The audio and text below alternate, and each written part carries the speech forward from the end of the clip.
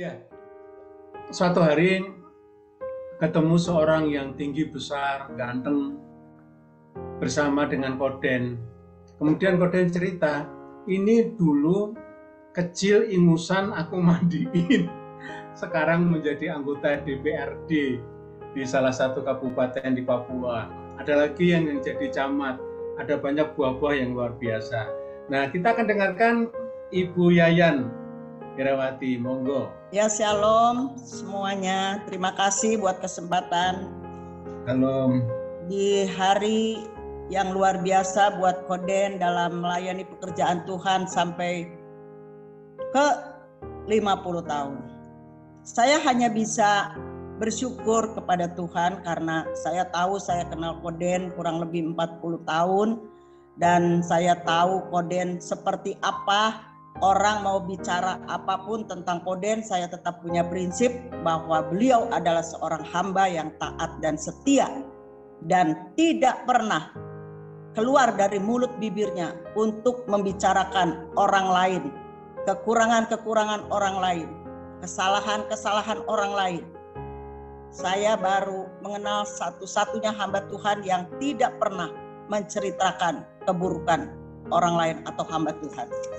Saya hanya bisa berdoa dan mengucap syukur kepada Tuhan karena Koden seorang hamba yang rendah hati, yang konsisten dalam panggilan Tuhan sampai dengan hari ini.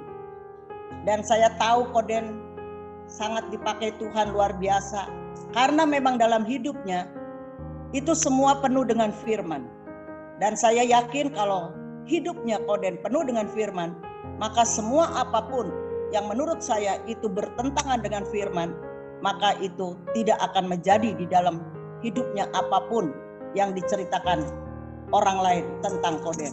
Itu yang saya ambil dalam kehidupan Koden sampai dengan saat ini. Itu sebabnya Tuhan yang menjadi saksi dalam kehidupan tiap-tiap manusia. Dan saya juga seringkali berdoa dan bersyukur pada Tuhan, saya melihat dari sisi yang lain dari Koden, yaitu tentang istrinya, Lois. Itu saya yakin Tuhan yang memberikan seorang pendamping, seorang penolong. Lois yang membangun, menguatkan Koden, menghibur Koden, memberikan dorongan kepada Koden. Kalau bukan dari Tuhan, Koden tidak akan sampai kekuatannya menjadi luar biasa seperti ini. Saya hanya bisa berdoa kalau saya melihat Koden, apalagi kalau Koden menyampaikan firman. Itu firman Tuhan itu bukan dibuat-buat atau direkayasa, tapi firman itu keluar dalam firman yang hidup. Sehingga firman yang hidup itulah yang bisa mengubah setiap hati manusia, siapapun yang mendengarkan saat Koden menyampaikan firman. Itu yang saya rasakan dan saya percaya bahwa kehidupan seorang hamba Tuhan yang penuh dengan firman, yang keluar pun bukan kata-kata yang biasa-biasa, tapi yang keluar pun adalah kata-kata dari firman. Dan firman itu yang memberikan setiap orang atau siapapun yang berjumpa dengan Koden mendapatkan damai sejahtera, mendapatkan sukacita, membangun dalam hidupnya. Tidak menjatuhkan, tidak mengeritik, tidak membuat orang menjadi syak, tapi Koden selalu membangun dalam setiap kehidupan kita sebagai sahabat, saudara, sebagai keluarga di dalam Yesus Kristus. Itu yang sangat saya banggakan dari seorang pribadi Koden dengan Lois, menjadi seorang suami istri yang benar-benar dituntun oleh Tuhan sendiri. Dengan pertolongannya, dengan kasihnya, dibawa kemanapun, Koden selalu menjadi berkat. Koden selalu care, peduli kepada orang-orang. Itu saya pikir dan saya rasa tidak semua orang, hamba-hamba Tuhan seperti saya. Kalau mengingat atau berjumpa dengan Koden, apapun yang saya lihat dari segala sesuatunya, yaitu tentang kerendahan hati. Koden enggak pernah, saya rasa kayaknya ya sekenal saya gitu selama kurang lebih 40 tahun, Belum pernah tuh Koden pakai jas yang gagah, minta dijemput, minta dituntun, minta dibawain dan lain sebagainya, enggak. Tapi disitulah kita bisa melihat teladan dari seorang hamba yang rendah hati. Dia tidak pernah menuntut A, B, C. Kalau dia bisa jalan, jalan aja sendiri. Enggak usah harus dijemput, harus dibegini dan begitu dan enggak. Nah, itu yang saya rasakan dalam kehidupan Koden, karena yang saya tahu dari firman aja yang diberitakan. Apa yang disampaikan firman Tuhan oleh Koden itu bagaikan apa ya? Menurut saya kalau lihat Koden menyampaikan firman itu bagaikan sumber mata air yang jarang ditemukan tapi mengalir dengan sendirinya dan memberkati, mengaliri semua tiap-tiap kita yang mendengar firman saat Koden menyampaikan firman Tuhan. Dan saya mendapatkan hikmat dari Tuhan. Seperti inilah seorang hamba yang jarang membicarakan orang lain. Jadi itulah yang keluar pun adalah pancaran-pancaran air kehidupan yang benar-benar datang dari Tuhan. Saya tidak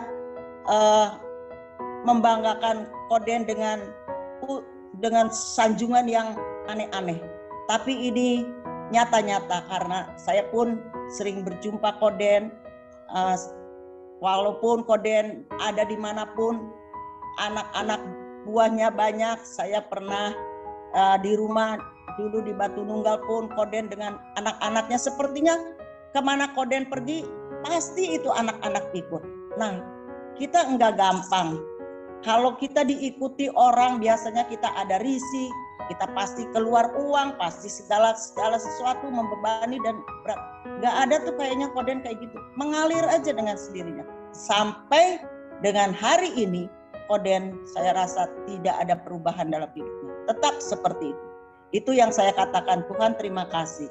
Saya kadang setiap malam kalau ingat Koden, ingat Lois, saya selalu doakan Tuhan. Kalau Tuhan sudah memberkati Koden dalam pelayanan kemanapun, baik di luar negeri, baik di dalam negeri, baik ke desa-desa, ke pedalaman kemanapun, orang itu mendengar dan hidup nyata-nyata dengan mereka berdua menjadi berkat. Jadi bukan dibuat-buat. Beda orang yang dibuat-buat dan beda juga orang yang mempunyai hatinya tidak sama dengan perkataannya. Saya bersyukur kenal dengan Koden, dengan Lois. Saya tahu mereka berdua pelayanan satu tempat ke tempat yang lain. Itu tidak mudah. Karena hidup hari-hari itu pasti banyak tantangan, pasti banyak keletih lesuan, pasti banyak hal-hal yang menurut daging tidak sesuai dengan firman. Tapi Koden tetap taat kepada firman. Firman itu menjadi utama dalam hidupnya. Itu yang saya lihat dalam kehidupan Koden. Makanya saya sampai dengan hari ini saya melihat keluarga Koden diberkati bukan secara jasmani tapi diberkati untuk menjadi berkat bagi orang. Itu nyata gitu. Itu yang paling penting bagi saya. Jadi bukan hanya orang yang dipuji-puji orang tapi perbuatannya, kelakuannya itu berbeda. Di atas beda, di bawah beda. Ya, tapi Koden di atas iya, di bawah pun iya dan amin. Itu firman menjadi kehidupan di dalam hidupnya. Itu aja yang saya ingin sampaikan di saat Koden berulang tahun ke-50 tahun dalam pelayanan.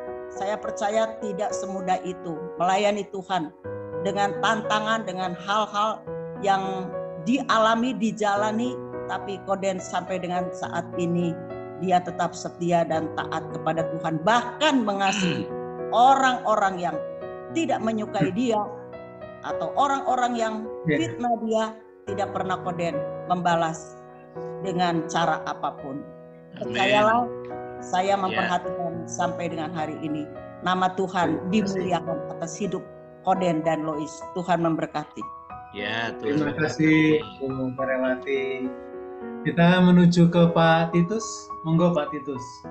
Oke, sukacita menjadi bagian dari komunitas ini, apalagi malam ini Pak Agus sudah bicara dengan seger buger. Saya kaget-kaget Pak Agus karena dengar informasi beberapa waktu lalu sempat dirawat ya, dan mendengar suara Pak Heru yang khasnya itu sukacita.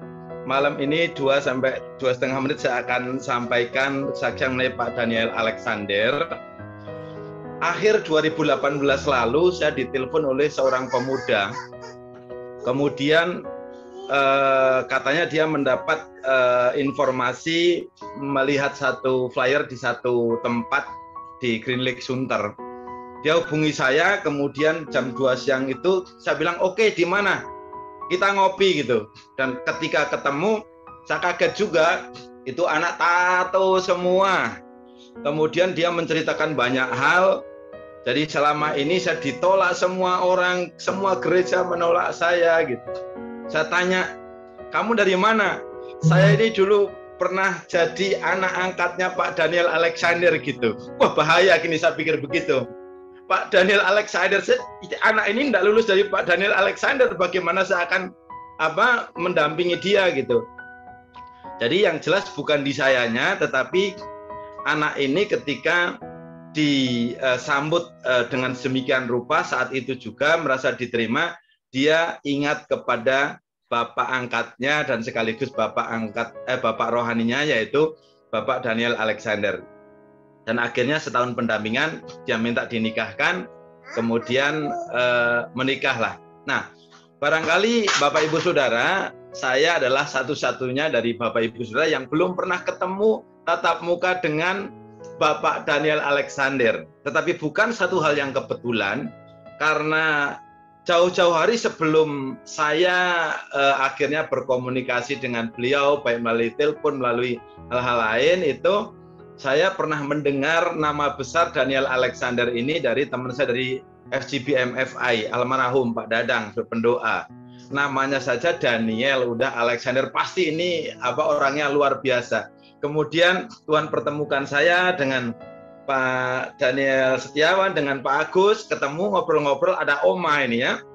Jadi obrolan malam. Jadi sangat memberkati. Di sana saya akhirnya bisa komunikasi dalam satu narasumber yang sama, baik di Oma, di Inspirasi, kemudian di hal-hal lain.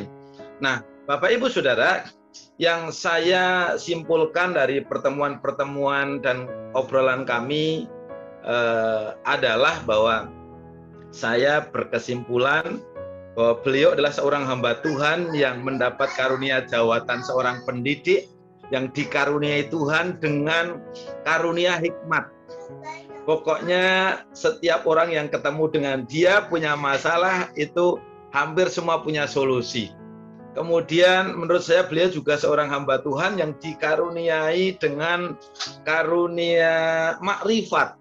Jadi ketika beliau berkomunikasi dengan lawan bicara, itu beliau seakan tahu isi hati orang yang ada di lawan bicaranya, dan dia langsung bertindak. Nah, kemudian yang ketiga ini yang sangat teringat untuk saya pribadi khususnya, beliau pernah mengatakan dalam satu pertemuan ini, dia mengutip kata Yohanes Pembaptis bahwa Yesus itu adalah sang anak domba. Nah, bertahun-tahun saya cari tentang anak domba itu enggak ngerti, tetapi beliau menjelaskan dengan sangat lugas bahwa pada saat zaman Romawi, pada saat juga Yohanes Pembaptis ini melayani, pada saat itu ketika seseorang mau membuka meja untuk masalah pengadilan, tetangganya selalu akan tanya seperti ini, kamu sudah punya anak domba atau belum? Artinya, kamu sudah punya lawyer belum? Yang dia mau mati untuk kamu. Nah, ternyata Yohanes Pembaptis ini, menurut Pak Daniel Alexander, dia sampaikan bahwa Yesus ini adalah sang anak domba yang mau menjadi lawyer bagi kita semua. Sejak ini saya dikuatkan sejak itu bahwa Yesus adalah anak domba, dan sejak itu dia adalah lawyer, dan yang saya benar-benar ngeklik banget. Nah, Bapak Ibu, yang terakhir adalah dari ajaran-ajaran kadangkala kita dengar memang ketus kalau didengar oleh beberapa orang yang memiliki kepentingan tertentu dalam pelayanan. Tapi saya akhirnya menerima bahwa saya enjoy menerima pengajaran Pak Daniel Alexander. Kenapa? Karena saya tidak punya kepentingan pribadi di dalam pelayanan ini. Jadi kita mesti Injil harus otoritas paling tinggi dan kita harus melakukan kehendak Tuhan. Kalau kita punya kepentingan pribadi, pasti akan benturan, pasti akan sakit hati.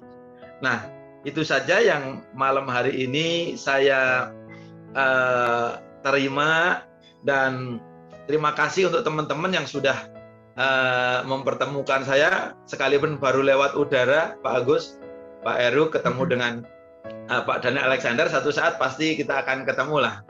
Dan untuk ulang tahun yang ke-50 ini bukan yang mudah. Ini sudah seusia saya baru 53, beliau sudah 53 pelayanan. Jadi selamat ulang tahun emas pelayanan Bapak Daniel Alexander, dan ever onward. Jadi maju terus, pantang mundur, dan Tuhan Yesus memberkati. Terima kasih. Terima kasih Pak Titus. Ada Bu Liling dari Pati tadi. Ya, Bu Liling, monggo Bu Liling. Silakan. Ya, selamat malam semuanya. Ya, terima kasih untuk kesempatannya ini. Saya kenal dengan Kohden itu 40 tahun yang lalu. Ya, saya sangat salut sekali, ya.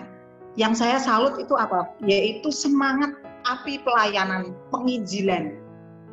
40 tahun yang lalu, waktu itu saya masih ini ya, SMA kelas 2. Saya terkesan sekali akan khotbahnya, karena pada waktu itu jarang yang bisa khotbah dengan baik gitu. Maksudnya disingkapkan gitu. Saya tuh senang sekali kalau dia khotbah gitu ya. Dan semangat sekali. Dan sampai kemarin saya ketemu dia di Demak. Kita sempat berbicara. Dan saya dengarkan khotbahnya dia juga di Demak. Sampai kemarin semangatnya itu tidak padam. Nah, inilah yang harus saya contoh. 40 tahun yang lalu sampai sekarang semangatnya ini saya lihat, wah luar biasa Kohden. Hatinya untuk Tuhan itu enggak reda gitu. Setelah dulu masih muda, sekarang sudah berumur ya Kohden, tetapi tidak luntur. Itu ya, itu satu yang saya pelajari dari beliau, yang kagum akan Kohden. Terus kemudian kedua, dia itu tidak menyia-nyiakan waktu. Saya berapa kali berjumpa dia, bahkan dia juga menginap di rumah saya. Sampai kemarin juga saya lihat, dia tidak pernah menyia-nyiakan waktu. Jadi begini, pada waktu dulu ya beberapa kali itu menginap di rumah saya. Pada waktu itu saya ya juga sediakan satu kamar gitu ya, satu ruangan khusus kamar gitu untuk dia. Ternyata dia anak-anaknya kan banyak, pada datang semua. Loh kok banyak sekali yang datang dari Semarang, dari Salatiga, dari Ungaran, macam dari Kudus, semua pada datang.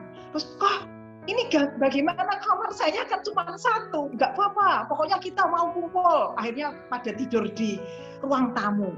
Nah, Kohden itu ternyata nggak mau menyia-nyiakan.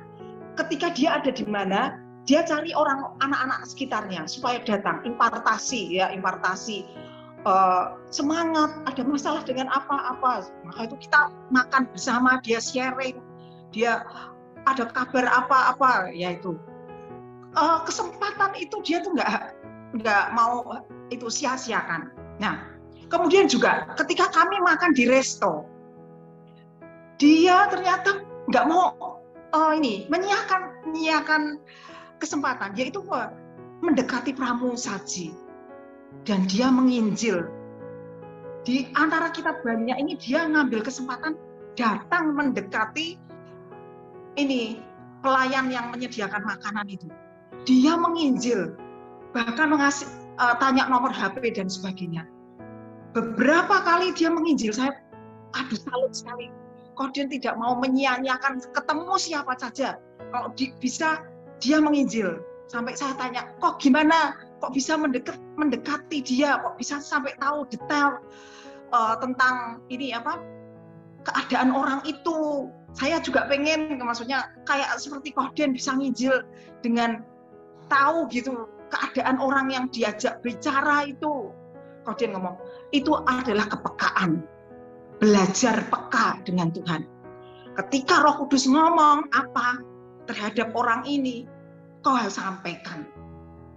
Tepat ternyata. Apa yang jadi kebutuhannya orang itu, Koden bisa tahu. Langsung didoakan. Nah, bisa nginjil. Beberapa kali saya lihat, wow, Koden itu orang-orang yang nggak kenal tuh bisa diajak ngomong.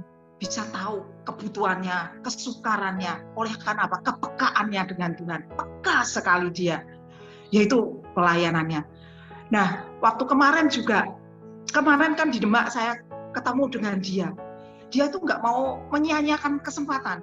Jadi banyak orang-orang yang dari Semarang, dari macam-macam ya, dari kota-kota tuh pada datang. Terus sharing-sharing begitu.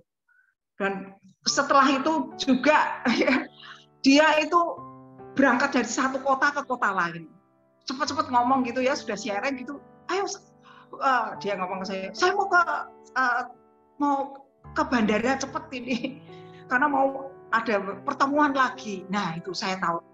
Dia itu nggak mau menyia-nyiakan sedikit pun kesempatan. Waktu yang Tuhan beri itu dia nggak mau sia-siakan. Saya belajar itu. Ketemu orang yang nggak percaya, dia nginjil. Di mana dia berada, dia kalau bisa dekat dengan orang-orangnya, anak-anaknya ya kan, banyak itu anak-anaknya. Ada yang dari Pati juga ya, itu jadi anak asuhnya. Nah, dia nggak mau menyia-nyiakan. Nah, itu saya belajar kerendahan hatinya. Saya juga belajar rendah hati ya, walaupun sudah namanya udah besar, tapi kerendahan hatinya.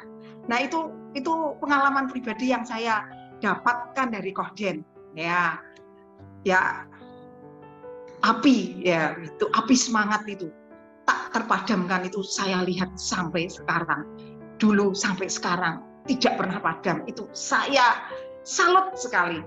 Ya, kedua, tidak menyia-nyiakan kesempatan dimanapun Tuhan beri, dia bisa menginjil. Nah, kerendahan hatinya juga, kasihnya kepada orang-orang nggak punya itu luar biasa.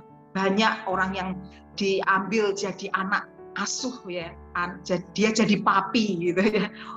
Kan ada juga orang Pati yang diambil anak gitu, jadi papi. Nah, itu saya salut sekali. Nah, oke, itu yang saya sharingkan dan saya ucapkan selamat kepada Koden ya, 50 tahun pelayanan di ladang Tuhan. Saya tahu Koden tetap semangat. Puji Tuhan. Itu Pak Agus sharing saya. Terima kasih Bu Ling-Ling ya. Satu ekspresi yang tulus, yang spontan, dan satu ekspresi yang memancarkan tentang kasih Tuhan itu tuh orang lain bisa merasakan. Ketidakpura-puraan itu terlihat dan ketulusan itu juga terlihat. Nah, setiap kota di mana Koden ada itu pasti dikerubungin. Di Bandung begitu Koden datang gitu kan, nah itu banyak tuh yang inilah, yang itu, yang artis ini dan sebagainya pada merubung. Itulah satu fakta ya, bahwa kehidupan Koden itu menyuarakan tentang kasihnya Tuhan ya. Nah, saya sendiri percaya ketika saya berjumpa pertama kali itu ketika saya masih bujang sekitar tahun 84 di kota Semarang. Nggak nyangka tahun 2000 itu ketemu lagi dengan 2020, ini sekarang 2020 ya, ketemu lagi gitu. 2019 ketemu lagi dan kemudian awal 2020 itu tiba-tiba saya diajak ke Nabire. Nah, ketika saya tiba di Nabire, ekspresi atau kesan pertama saya adalah di sana itu anak-anak Koden itu seperti keluarga yang begitu erat, sehingga bagus siaran di Radio Swamega kadang-kadang saya menyampaikan like little paradise, betul-betul saya orang baru, diperhatikan, semuanya diperhatikan oleh orang-orang yang tidak saya kenal. Nah, mari kita dengarkan dari Pak Heru akan menyampaikan kesaksian. Monggo. Oke, saya akan ceritakan sebuah kesaksian, ya. Semoga kesaksian ini masih saya ingat semua, ya. Tapi ini terjadi pada kawan saya. Jadi ceritanya begini, suatu malam jam 12 ya, jam 12 malam kira-kira, saya ditelepon sama kawan saya ya bernama Yohanes ya. Jadi saya pakai istilah saya nggak sebut nama lengkapnya, cuman Yohanes ya. Kamu punya nomor teleponnya Koden? Ya, ada apa? Ya, aku perlu sekali. Aku mau telepon dia. Loh, saya bilang, Yohanes, sekarang ini jam 12. Kalau kamu telepon di sana jam 2 loh. Iya wes, enggak apa-apa, aku perlu penting sekali. Jadi akhirnya saya kasih nomor, lalu singkat cerita dia telepon. Ya, saya nggak tahu apa yang terjadi, tapi dia telepon. Beberapa waktu kemudian saya ketemu dan Yohanes itu cerita, ya mereka berasal dari sebuah gereja besar di Surabaya dan istrinya adalah seorang full timer di gereja itu. Kalau Yohanes ini pengusaha. Nah, singkat cerita mereka itu punya persoalan rumah tangga. Lah, persoalan ini tidak selesai, bahkan akhirnya makin memuncak. Dan singkat cerita, Yohanes ini selingkuh, ya. Nah, selingkuhnya sama anak ustadz lagi dari ormas yang besar di Indonesia, ya. Nah, itu kemudian berbuntut panjang sampai akhirnya si istrinya ini konseling sama gembala sidangnya, sama pengerja rohaniwan di gereja itu. Dia cerita situasinya begini, suaminya sudah selingkuh, bahkan sudah meninggalkan rumah, sempat tidur bersama di tempatnya si cewek itu gitu. Ya. Nah, menghadapi situasi yang sudah berat, ya. Terus tiba-tiba si rohaniwan gereja itu berkata, ya sudah, kalau memang kondisi seperti itu ya cerai saja. Percaya saudara, rohaniwan gereja, ya solusinya adalah ya sudah, kalau seperti itu cerai saja gitu. Nah, meskipun si Yohanes ini orangnya sempat selingkuh dan sempat yang hidup nggak benar, tapi dia tetap mau pertahankan keluarga. Dia nggak mau selingkuh. Nah, tapi karena si istrinya dapat solusi begitu, akhirnya mendesak. Jadi ceritanya itu besok itu sudah dipanggil untuk tanda tangan surat cerai. Ya. Nah, dia bertahan gimana caranya menyelamatkan keluarga itu. Nah, akhirnya dia ingat Koden. Dia cari nomor teleponnya Koden, tanya ke saya. Nah, saya tanya, "Loh, kamu kok tiba-tiba ingat Koden?" Gitu. Dia bilang, "Aku ini secara nggak sengaja ketemu di airport di Juanda." Ya, meskipun sudah lama sekali nggak pernah ketemu, tapi Koden itu orangnya titen. Ya, orang Jawa bilang titen. Kalau ketemu orang itu dia ingatannya tajam. Begitu juga kalau soal kuliner, ingatannya tajam juga. Jadi dia tahu di kota ini, daerah ini yang enak apa tahu dia. Tapi kalau ingat orang juga tajam ingatannya. Nah, waktu ketemu di airport, mereka itu saling sapa. Kodennya bilang, "Hei Yohanes," gitu. Terus mereka ngobrol sebentar, tiba-tiba Koden bilang, "Kamu kalau perlu apa-apa telepon saya ya." Nah, itulah kata-kata yang dia ingat waktu besok itu sudah harus tanda tangan surat cerai. Ya, tapi dia kehilangan nomornya Koden, lalu dia coba telepon saya, tanya. Saya bilang, saya punya, saya kasih, saudara. Nah, apa yang terjadi kemudian? Ya, si Koden itu telepon sama istrinya. Ya, bilang, "Jangan cerai. Ya, tunggu sampai Koden datang." Dan apa yang terjadi saudara ya, dia langsung beli tiket, kemudian dari Nabire datang ke Surabaya untuk menjumpai keluarga ini. Ya, kemudian didamaikan supaya tidak bercerai. Saudara, itu bukan jemaatnya loh. Ya, dan tiket dari Nabire ke Surabaya itu tetap mahal. Dulu mahal ya, sekarang juga mahal. Ya, dia tidak segan keluarkan duit untuk ketemu keluarga ini yang bukan jemaatnya. Ya, lalu didamaikan, bilang jangan cerai, Koden akan berdoa buat kalian. Tapi masalahnya kan nggak selesai. Ya, dia tetap punya selingkuhan yang menuntut tanggung jawab juga. Ya, dan itu anak ustadz ya. Apa yang Koden lakukan? Koden cuma bilang, yuk kamu cepat ikut saya ke Nabire, dan pada keluarga yang ditinggalkan pesan, kalau nanti pihak si istri, pihak si selingkuhan itu cari, kamu jawab saja, ini sudah diurus sama Pak Daniel Alexander. Nah, rupanya Pak Daniel Alexander itu dikenal bukan cuma di kalangan Kristen, tapi juga di kalangan mereka. Dan punya hubungan dengan petinggi-petinggi ormas itu. Jadi pada waktu dilacak, dicari kemana Yohanes, ya itu dijawab sudah diurus sama Pak Daniel Alexander. Urusan diambil alih, saudara. Ya, dan untuk masalah ini, ya Pak Danielnya pasang badan, ya karena dia harus menghadapi ormas itu. Dan si Yohanes itu dibawa ke Nabire untuk beberapa bulan sampai masalahnya reda dan dia juga sudah dibina, lalu kemudian dia dikirim kembali ke Surabaya. Ya, saya mendengar cerita ini dari dia karena waktu itu kami ketemu pergi bersama dan saya tanya, "Yo, kenapa kamu minta nomor telepon malam-malam?" Dan dia ceritakan semuanya kepada saya. Ya, ini salah satu contoh yang saya anggap luar biasa. Karena apa? Bukan jemaatnya, bukan sanak familinya, bukan anak binaannya, tapi mau keluarkan biaya, mau pasang badan menghadapi tantangan yang mungkin gerejanya sendiri nggak berani ngadepin. Maka gerejanya cuma kasih solusi, cerai saja. Nah, biar dia urusan sama ormas itu.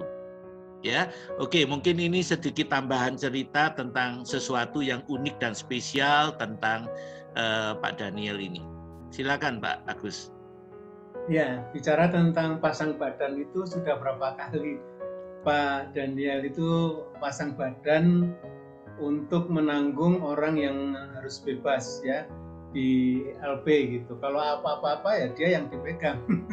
Tapi luar biasa keberaniannya dan ketulusannya. Menyerahkan bahwa hidupnya itu ada di dalam Tuhan. Nah, setelah itu kita akan mendengarkan pesan dari Pak Daniel Setiawan. Jadi saya pribadi mengenal Koden itu tahun 81. Jadi 81 itu waktu itu saya jadi ketua Persekutuan Mahasiswa Kristen PMK Parahyangan. Itu mengadakan retreat di Ciloto dengan tema Bagiku Hidup Adalah Kristus. Nah, saya jadi panitia, pokoknya yang ngurus segala sesuatunya dari pesan tempat sampai apa segala macam. Nah, retreat itu mengundang dua pembicara, satu Yusak Cipto, Dr. Gigi Yusak Cipto, dan satu lagi Daniel Alexander. Nah, dua-duanya sebagai pembicara utama lah gitu. Nah, waktu itu retreat itu 2 malam 3 hari. Ya, 2 malam 3 hari, Jumat, Sabtu, Minggu, pulang Senin gitu. Nah, kalau Yusak Cipto itu ikut retreat dari awal sampai akhir. Nah, Koden itu cuma 1 hari, kalau nggak salah hari Sabtunya. Nah, hari Sabtu dia datang agak terlambat ya, jadi kita deg-degan, ini orang datang nggak gitu. Nah, jadi akhirnya datang terlambat, dia datang dari Jakarta. Nah, akibat terlambat kira-kira 1 jam lebih, kita nunggu, maka dia merasa nggak enak gitu ya, wah guru saya telat. Meskipun kita maklumi itu bukan sengaja, tapi karena ya lalu lintas lah. Itu dia datang dari Jakarta langsung ke Ciloto, itu kira-kira kan daerah puncak ya, 2 jam. Tapi lebih dari 2 jam. Nah, dari situ saya sebagai panitia waktu itu deg-degan juga, wah ini kok udah telat sejam kok nggak datang-datang gitu. Jadi akhirnya datang juga terlambat dan dia minta maaf sudah dengan segala macam. Saya bilang oke udah. Terus akhirnya atas inisiatif Koden sendiri, ya udah gimana kalau malam ini acara retreatnya diperpanjang mengingat saya datang telat. Dan saya lihat dari situ komitmennya sungguh-sungguh bahwa meskipun itu kesalahan yang tidak disengaja akibat terlambat, tapi saya melihat wah ini orang tanggung jawabnya gede banget ya. Jadi meskipun kita nggak menuntut apa-apa sih, ya udah kalau terlambat kita maklum kok. Itu karena situasinya memang begitu. Akhirnya puji Tuhan dia menyampaikan firman tentang tema itu, bagiku hidup adalah Kristus.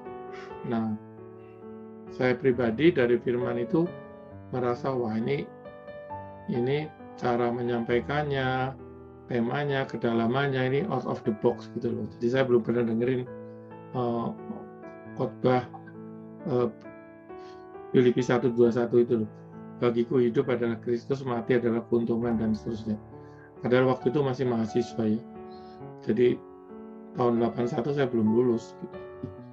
Jadi sungguh-sungguh momen kita sebut momen Ciloto itu membawa pembaharuan luar biasa.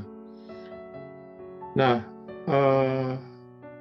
keterlibatan Koden dalam pelayanan di PMK itu setelah Ciloto itu cukup sering, baik di Bandung maupun ketemu di Ungaran, ya, atau pernah sekali di Tawangmangu dan seterusnya. Pokoknya di luar Bandung ya.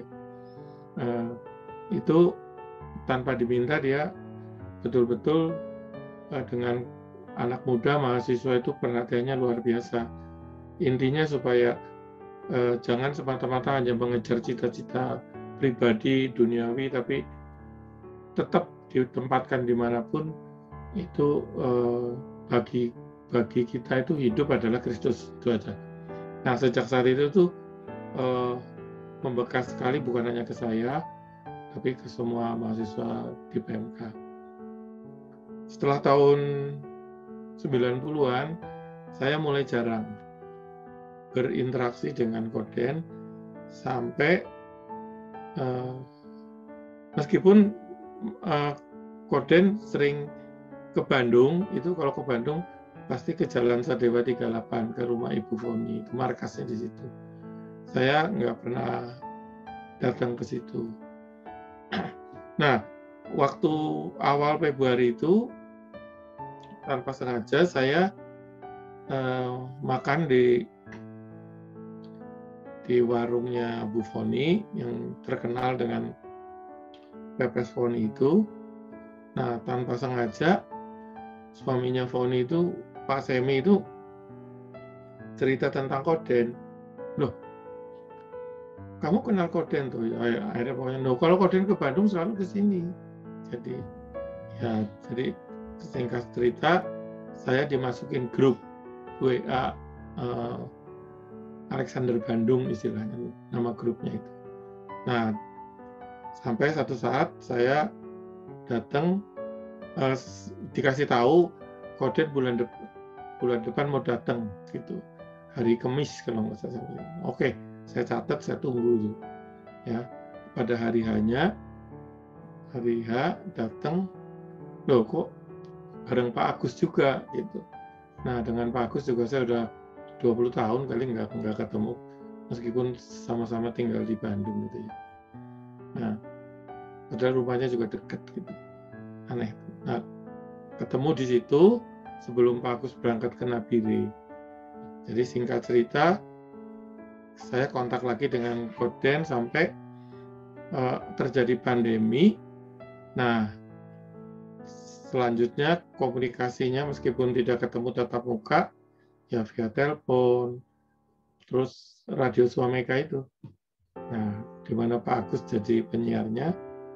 Nah, sejak itu ya saya merasakan kehadiran Koden melalui Swameka itu pada saat pandemi itu manfaatnya luar biasa. Ya, saya kan orangnya senang keluyuran pagi-pagi gitu. Tiba-tiba di lockdown di rumah kan, saya tuh gelisah terus gitu loh. Nah, malam hari ada firman Tuhan yang segar gitu ya, yang luar biasa dibawakan dalam format interaktif, radio dan seterusnya. Jadi sangat-sangat menguatkan selama pandemi, selama lockdown dulu istilahnya lockdown ya. Waktu pertama kali itu belum ada PPKM, belum ada lockdown aja istilahnya gitu. Nah, jadi tiap malam kalau udah jam 7 itu udah nongkrong di depan radio udah sampai malam. Bahkan ketika Sabtu Minggu libur saya protes gitu, kok libur toh, mbok terus gitu. Ya karena saya juga ngajak teman-teman untuk mendengarkan Swameka dan sampai sekarang komunitas ex Swameka itu masih terbentuk ya.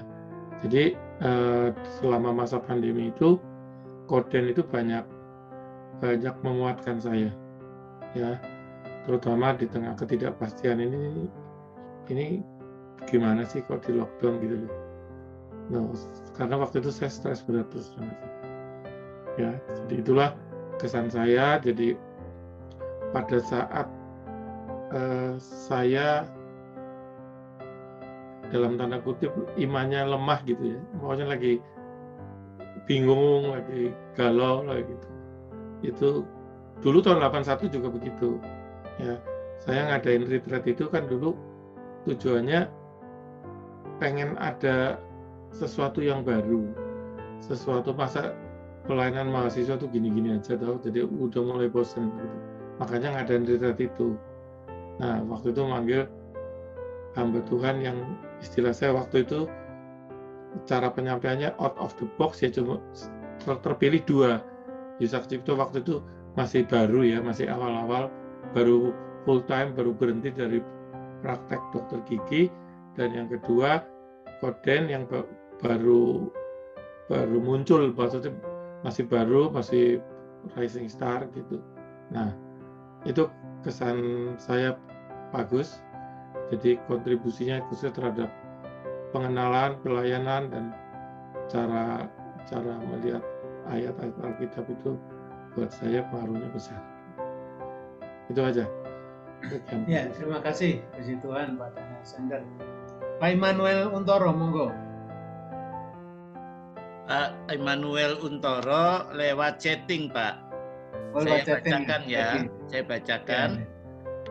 Selamat buat Koden 50 tahun dalam ladang Tuhan. Saya tidak sempat share, tapi tidak lupa saat saya mampir ke Kedintang Madya Surabaya. Saya dari pelayanan pedesaan Madiun. Waktu itu saya mampir ke tempat Kedintang, tempatnya Koden tinggal. Ternyata rumahnya kosong. Kenapa kosong? Saya tanya penjaga rumahnya. Ya ternyata mau pindahan, tapi perabotnya nggak mau dibawa, ditinggal. Terus berpesan pada penjaga rumah, kalau ada hamba-hamba Tuhan datang dari desa lalu mau minta barang-barang, silakan ambil sampai habis kosong. Ya, saya terkejut betapa murah hatinya Koden, punya hati Yesus. Nah, ini cerita kesaksian dari Pak Immanuel Untoro. Dia belum pernah mendengar Koden itu khotbah, rumahnya hamba Tuhan sebaiknya nggak usah dikunci, jadi harus siap 24 jam. Ya, ini Pak Immanuel Untoro terkejut. Ya, nah satu tambahan, Koden itu pernah rumahnya didatengin maling, ya. Nah, maling itu sembunyi di atas, mungkin Pak Agus tahu. Ketika Koden tahu, dia ndak ketakutan, panik, lalu teriak maling gitu ndak. Tapi dia bilang, hei, ngapain kamu di atas? Ayo turun sini, diajak makan, saudara. Malingnya diajak makan, setelah itu diajak ngobrol, endingnya diangkat anak. Nah, itu mungkin Pak Agus Mujiono tahu kisah itu. Saya dengar waktu dia khotbah, Pak. Kalau mau diceritakan mengharukan, Pak, banyak banget. Pak Andi, saudara belajar ya kalau kemalingan. Hei, ngapain kamu di atas? Saya turun di sini makan bersama. Itu belum apa-apa, Pak. Gimana Pak Daniel Alexander ini membeli rumahnya sendiri karena dia sudah beli rumah ditinggalin sama anaknya, dijual sama dia, akhirnya dia beli sendiri. ada aja itu. Bu Cencen, monggo hari ini ayah sedikit atuh. Monggo Bu, gimana waktu di konseling? Halo, selamat Salam. Melayani yang ke-50 buat Koden. Saya mau komen, buat saya Koden luar biasa. Dia melayani tulus apa adanya. Kalau ngomong ya ceplos-ceplos, tanpa tedeng aling-aling. Ya itu, menurut saya itu pelayan yang bagus. Dan berdoa supaya next generation ada lahir Koden baru seperti Koden itu. Saya kenal Koden tahun 93 waktu konseling pernikahan, dan waktu itu saya belum baptis. Nah, di situ Koden ngomongnya juga tandes. Baptis seperti Yohanes Pembaptis membaptis Tuhan Yesus, ya kamu harus seperti itu. Kalau enggak mau, dipikir dulu. Saya senang dengan guru-guru yang modelnya tajam. Karena betul yang diomongkan. Jadi kalau kita mau nurut ya, ayo. Enggak mau ya terserah, menurut Koden seperti itu. Cukup itu aja, Pak Agus, yang bisa saya sampaikan. Selamat terus buat Koden, tetap sehat. Bapak Yahweh memberkati. Terima kasih. Ibu Bapak kalau mendengar ya paling. Terus dulu istri saya itu kan Katolik, ya toh. Oh iya. Katolik, ya namanya orang Katolik itu kan apa yang sudah diajar terlalu lama, konsep yang itu ya sudah nempel. Ya ini ngomong baptisan aja, dia kerasa ngomong baptisan aja, ngomong baptis kan namanya aja baptisan kan diselamin. Ya masalah itu aja kadang-kadang jadi konfront. Tapi nek kita orang dengar-dengaran, nah dia senang dengan Koden itu, dia kalau ngomong apa adanya, to the point, A katakan A, B katakan B. Nah istri saya itu sampai sekarang itu jadi penggemarnya Koden. Karena apa? Dia senang gaya-gaya pelayanan yang modelnya to the point. A katakan A, B katakan B, jelek katakan jelek, bagus katakan bagus. Saya kan mengenal istri saya kan lama. Istri saya itu orang yang keras. Saya sebenarnya orang yang lembut, orang yang lemah lembut. Ini bukan menghibur diri. Nah, istri saya itu keras. Gak kebalik. Kebalik lah. Istrinya nggak percaya itu. Wah, orang lemah lembut dibilang keras. Nah, tapi istri saya itu senang dengan ajaran-ajaran Koden. Ini hampir tiap hari pagi dengar khotbahnya Pak Den. Saya kalau di ruangan kantor, di ruangan kamar, Koden melulu. Khotbahnya itu ya begitulah. Kita mendengarlah. Tapi ya buat dia silakan saja. Saya nih. Sekarang nih masih khotbah Koden. Nah, nggak apa-apa lah. Apa yang keluar dari mulut dia, rohnya transfer. Tapi saya cek juga Koden khotbah gimana. oke lah, saya referensi lah.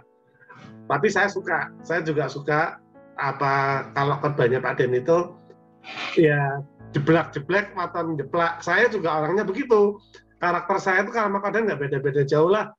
Orang kayak gitu tuh tahan banting, nggak mikir dunia, yang mikir happy, pelayanan, menjangkau jiwa-jiwa, hasilnya tetap ada. Saya juga ngucapin Koden lah, selamat supaya umurnya panjang, tapi next generasi mulai harus dipikirkan. Karena usia Koden juga bertambah. Tapi bagaimanapun dia jadi berkat buat orang banyak. Yang penting itu Pak Gus, Pak Heru. Oke, terima kasih. Terima kasih sedikit Pak Heru. Jadi secara pribadi ya, Koden bagi saya tahun 2020 itu my little angel, malaikat kecil bagi saya, karena betul saya panggil Koden juga papi, karena memang saya merasakan impartasi kasihnya yang besar. Bagaimana saya ketika saya ketemu, kemudian 3 hari kemudian saya dibawa ke Nabire, itu semua saya tinggalin. Rumah saya tinggalin dan segala isinya saya tinggalin, dan kemudian sama istri saya, karena istri saya di tempat anak saya, sama istri saya itu semua barang-barang saya itu dibagi-bagikan ke teman-teman saya, kepada tetangga-tetangga. Semua, dan rumah menjadi kosong karena bagaimana saya asal begitu dipanggil saya taat, saya berangkat. Nah, dari situlah saya juga merasakan satu anugerah Tuhan. Justru di Nabire saya merasakan kehangatan dengan istri saya, sukacita, dan banyak hal. Jadi Koden buat saya juga, saya panggil papi. Selamat ulang tahun ya papi. Dan saya merasakan banyak hal-hal yang indah dalam kehidupan bersama dengan Koden berbulan-bulan ya di sana. Dan jujur, melalui pelayanan yang dipercayakan kepada saya, sehingga saya juga menjadi dosen di Nabire dan juga penyiar radio, bagaimana saya merasakan kehadiran Koden di Nabire itu betul-betul bapak bagi semuanya, dan saya merasakan kekeluargaan yang begitu kental, begitu hangat, dan saya merasa bersyukur kepada Tuhan dengan saya selama di Nabire itu menjadikan satu titik balik kehidupan yang baru dalam kehidupan saya, dalam pertobatan saya, dan kemudian juga saya semakin hidup baru lagi, menikmati satu persekutuan yang hangat. Ada begitu banyak teman-teman baru dari Nabire itu, ya, seperti tadi Bu Sri dan beberapa yang lain itu kan kenalnya waktu saya ada di Nabire, ketika saya menjadi penyiar radio di Radio Swameka. Nah, banyak hal saya sangat bersyukur, terima kasih Tuhan pakai Koden, Papi, untuk saya boleh merasakan kehidupan dan panggilan saya yang baru, yang dipertajam lagi untuk mengasihi jiwa-jiwa. Oke, sebelum diakhiri saya kasih beberapa foto kenangan ya Pak. Ya. Jadi inilah profilnya Koden ya, dengan ciri khasnya baju batik, dan biasanya ditambah dengan noken Papua di pundaknya ya. Ya, dulu termasuk gaptek saudara, waktu kami kumpul tahun 80 masih termasuk gaptek. Tapi sekarang dia sudah canggih dan punya handphonenya, enggak tahu sudah berapa banyak ya. Satu kali saya di Jakarta berurusan dengan sebuah ISP, internet provider ya, dan itu internet provider Kristen. Saya kunjungi kantor yang di Jakarta, kemudian saya ngobrol sama pimpinannya, lalu saya tanya yang punya ISP ini siapa gitu ya, internet provider itu, dan jawabannya mengejutkan saya. Dia bilang ini ISP ini miliknya Koden. Koden siapa? ya Koden Daniel Alexander Nabire. Kaget saya saudara, karena ada perubahan yang sangat besar dari orang yang gaptek jadi orang yang punya ISP, Internet Provider. Saya pikir saham kosong. Saya tanya, berapa persen saham yang dipunyai Koden? Ya, saya pikir dikasih sama pemodal kan. Dia bilang, loh ini 100% ini sahamnya milik Koden. Ya, itulah keunikannya. Rupanya itu salah satu caranya untuk self support ya.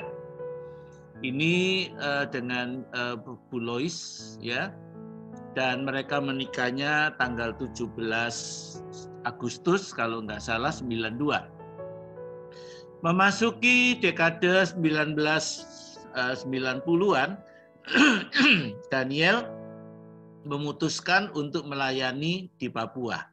Ya, tahun 91 ia menetap di kota Nabire, dan gambar di atas itu adalah sekolah yang dia bangun di sebuah tempat ya di sekitar Nabire, termasuk sekolah awal. Ya, dan waktu masuk ke sekolah ini, waktu tinjau kelas ini, dia terkejut karena murid yang paling muda umurnya 43 tahun dan yang paling tua 64 tahun. Ya, padahal ini sekolah SD. Lalu dia tanya, "Loh, muridnya kok sudah tua-tua seperti ini?" Ya. Lalu kenapa mereka masih sekolah SD padahal umur sudah 43 tahun yang paling muda? Jawaban mereka, "Bapak, kami sudah menunggu sekolah semacam ini puluhan tahun, tapi tidak pernah ada sekolah semacam ini. Jadi kami sekarang bisa sekolah karena Bapak buka sekolah." Ya, nah itulah yang membuat jatuh hati, tersentuh hatinya, passionnya muncul untuk orang-orang Papua. Ya, nah ini dia memang bukan hamba Tuhan yang sempurna, ada kelemahan dan kekurangan sebagai manusia, tapi kemurahan, perhatian, loyalitas, dan dedikasinya dalam melayani sesama telah menutupi kelemahan dan kekurangannya. Ya, nah saudara, inilah profilnya Pak Daniel Alexander. Dan ini ketika tadi saya hadir waktu peringatan 40 tahun di Surabaya. Ini yang bikin Pak Hari Wijaya ya, yang tadi ikut bersaksi. Ya, ini waktu 40 tahun. Ini 10 tahun yang lalu. Ini adalah kenangan waktu Youth Jambore pertama di Sarangan tahun 79. Nah, ini diadakan oleh GBI Sulung Sekolahan dan Pak Daniel adalah ketua kaum muda pada waktu itu. Ini Youth Jambore pertama di Sarangan. Ya, itu masih duet. Ya, masih jadi pasangan yang orang selalu kenalnya itu Kak Yer Koden. Kak Yer Koden masih jadi pasangan yang serasi waktu itu ya. Nah, ini yang khotbah Kak Yer, ini acara di Balai Desa di Sarangan ya. Nah, inilah potret kaum muda tahun 80-an, akhir 70, awal 80 ya. Nah, ini masih terkenal dengan celana komprangnya. Dan ini adalah muda-mudi yang jangkau yang dimenangkan pada waktu itu ya, Cutbray. Ya. Nah, ini setahun kemudian Youth Jambore yang kedua, ini sudah panitia gabungan antara panitia Surabaya dan dari Semarang sudah terjadi pergerakan yang tadi muncul lagu Masa Muda. Nah, panitia gabungan 2 bola api, 1 dari Surabaya, 1 dari Semarang bertemu di Youth Jambore Tawangmangu dan ledakannya terasa ke berbagai kota di seluruh Indonesia. Ya, ini awal pergerakan 80. Ini Kak Yer dengan gayanya pada waktu itu ya, dan dia jadi idola banyak muda-mudi, khususnya cewek. Ya, ini ketika temanya God's Army ya, kaosnya God's Army ya. Nah, itu ya God Godless Army gitu ya, Laskar Kristus di akhir zaman.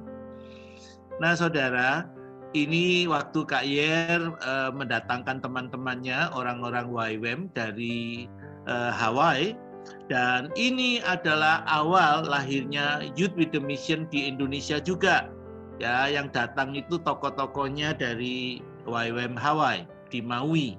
Ya, ada Kalavi Mola, ada Gary Stephen dan seterusnya. Ya. Nah, ini mereka rapat, dan dari pembicaraan inilah lahirnya YWAM Indonesia. Lalu mereka mengadakan DTS yang pertama itu ada di LBTC Lawang, ya. Nah, ini adalah Youth Jambore di Tawangmangu, diikuti oleh 1.200 peserta, dan pada hari yang ketiga itu mereka mengalami lawatan Tuhan yang luar biasa, ya. Jadi ada kasih, sukacita, ada satu kelepasan, kegembiraan waktu itu terjadi, dan yang terjadi luar biasa itu, ya, itu ini tokoh-tokoh yang jadi motor pergerakan kaum muda di waktu itu, ya. Ada Tante Sebaja, ada itu Gary Stephen, ya, dan kemudian ada Pak Andreas Rusli, ya, dan ada Pak Adi Sutanto juga ada waktu itu. Nah, ini itu Pak Andreas Rusli, ya, kemudian itu orang-orang YWAM yang dari Maui, ada Kak Yer itu. Nah, ini adalah Chong Yan yang kemudian hari dikenal dengan nama Petrus Agung, ya. Jadi itu model bentuknya atau tampilannya tahun 80, ya. Nah, pada hari yang ketiga sore terjadilah lawatan Tuhan yang luar biasa. Dosa dibuka, pekerjaan iblis ditelanjangi, yang terikat dilepaskan. Ya, yang Tuhan pakai untuk membuka dosa-dosa ini itu adalah Pak Daniel Alexander.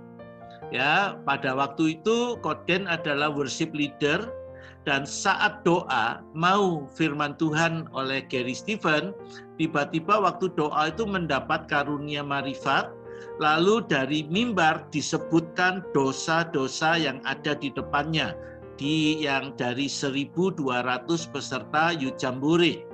Dan suasananya langsung jadi histeris, ada yang manifest, ada yang nangis, ada yang menjerit. Dan ada banyak orang yang belum bertobat, ada banyak teman-teman saya yang Katolik itu lari keluar gedung karena ketakutan. Mereka tidak pernah lihat peristiwa yang semacam itu, ya, di mana Pak Daniel itu dapat marifat seperti nonton film, ya. Jadi dia tinggal sebut di sebelah kanan saya ada beberapa pemudi, ada 3, ada 4 yang saudara pernah mengalami pemerkosaan. Tuhan mau sembuhkan saudara. Di sebelah kiri saya ada yang pernah membunuh orang. Terus ya itu disebutin satu-satu, dan itu kemudian membuat satu suasana yang luar biasa. Sebetulnya doa itu dilakukan pada sesi jam 4 sampai jam 6 mau penyerahan ke firman, ya, ke hamba Gary Stephen untuk melayani firman. Tapi karena suasana seperti itu berlangsung sampai jam 8 malam kira-kira, ya, dan akhirnya tidak jadi firman, ya. Suasana itu bertahan lebih dari 3 jam. Dari jam 4:30 sampai kurang lebih jam 8, ya, dan tidak jadi firman karena Tuhan melawat umatnya. Dan itulah awal pergerakan Roh Kudus, pencurahan Roh Kudus yang diterima oleh murid-murid peserta. Ya, di dalam acara itu tadi ada Bu Helen juga ada di situ dan beberapa yang lainnya. Ini adalah suasananya. Ya, dan suasananya sangat mencekam, orang jadi takut, ya, ada yang menangis, ada yang menjerit, tapi juga banyak yang lari keluar. Salah satunya adalah Romo Louis Pandu dari Sin Louis Surabaya. Itu kami ajak ikut Jambore, dia nggak pernah ngerti yang beginian karena Romo Katolik. Ketika peristiwa ini terjadi dia lari juga keluar. Ya. Nah, itu tahun 80. Nah, inilah muda-mudi waktu acara-acara itu ada Cik Melian itu di tengah, ya. Suasana istirahat dan penuh akrab, ya, pertemuan antara peserta dari berbagai kota, ya. Nah, ini Kak Yer itu Helen tuh sebelah kirinya Kak Yer itu, ya. Terus siapa lagi tuh yang di kiri kanan, ya, itu muda-mudi, ya. Nah, sepulang dari Jambore, dari Jambore Tawangmangu, masing-masing kota bawa api ke kotanya masing-masing. Ya, kita yang di Surabaya kemudian tidak lama mengadakan KKR fenomenal Malam Dermaga Cinta. Ya, ini di Guskit, itu kali pertama Guskit dipakai untuk kebangunan rohani dengan inisiatornya Pak Daniel Alexander, karena habis Jambore Kak Yer ke luar negeri. Nah, Koden yang merasa disuruh Tuhan untuk bikin KKR disampaikan, dapat sambutan, dibentuk panitia, tapi kemudian pembicara Kak Yer yang pulang dari luar negeri. Jadi inisiator dari Malam Dermaga Cinta itu adalah Koden. Dan acara ini berjalan dengan sukses, lalu dilanjutkan dengan ini Malam Dermaga Cinta, ya, kemudian lanjut dengan Malam Bandil Perdamaian. Kemudian setelah itu bikin Yesus Damai di Tengah Gersang, ya.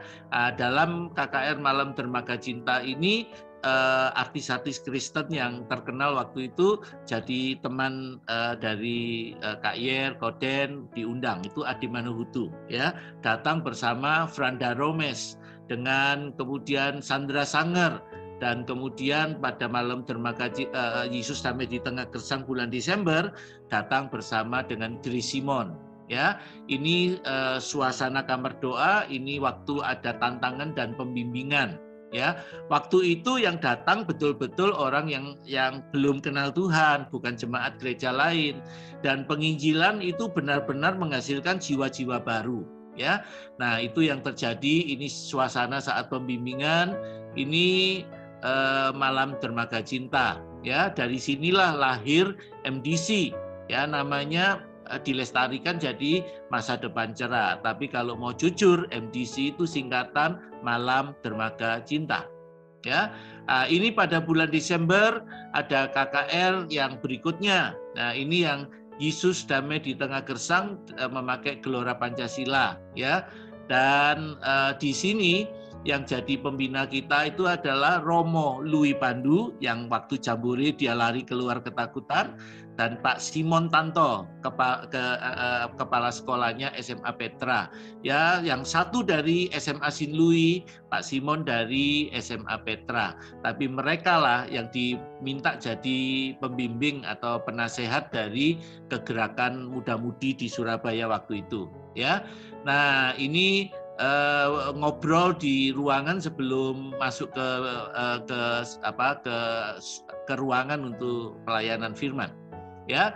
Nah, Romo Louis membuka acara itu dengan menarik bel lonceng, ya, yang dipasang tinggi seperti bangunan menara, dan dia terlibat dalam kegerakan kaum muda, kegerakan ekumenis, dan dia terlibat cukup aktif. Akhirnya karena terlalu aktif, akhirnya dipindah tugaskan ke Blitar, ya. Sebelum dipindah tugaskan ke Blitar, dipanggil dulu ke Vatikan, ya. Setelah dipanggil di Vatikan, pulang, ternyata sudah tidak terlalu kumpul dengan kita lagi, dipindah tugaskan di Blitar, ya. Nah, itu yang terjadi. Ini adalah panitia gabungan dari banyak gereja dan banyak persekutuan doa sekolah di Surabaya waktu itu. Nah, ini adalah pembimbing-pembimbing waktu itu yang menjadi pelopor dari MDC. Ya, nomor 2 itu Melian, ya. Nomor 4 dari kiri itu Paulus Salideho, ya. Terus yang sebelah kiri itu Mariani yang jadi istrinya Andreas Rajo, yang ujung sebelah kanan itu Mariase kakaknya. Nah, ini semuanya jadi orang-orang yang melayani Tuhan, ya. Nah, ini suasananya, ya, suasana doa, si Adi Manuhutu, kemudian ada si Grace Simon muncul di situ. Ya, ini Adi Manuhutu sama Grace Simon.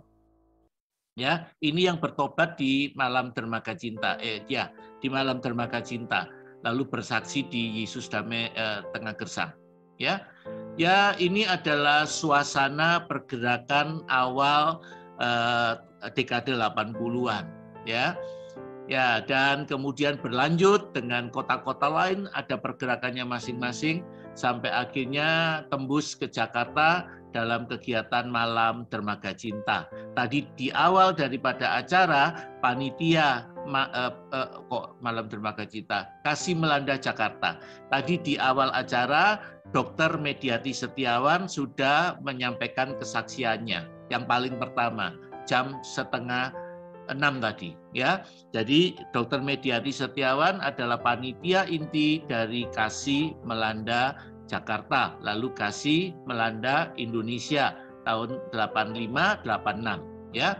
Jadi seperti itu, dan 2 motor pergerakan kaum muda saat itu adalah Kak Yer dan Koden, ya. Oke, saudara, saya mungkin stop sampai di sini aja. Rupanya ada satu kesaksian lagi tuh di chatting. Mungkin Pak Agus bisa bacakan sebentar, Pak. Dari Ibu Eni Esther.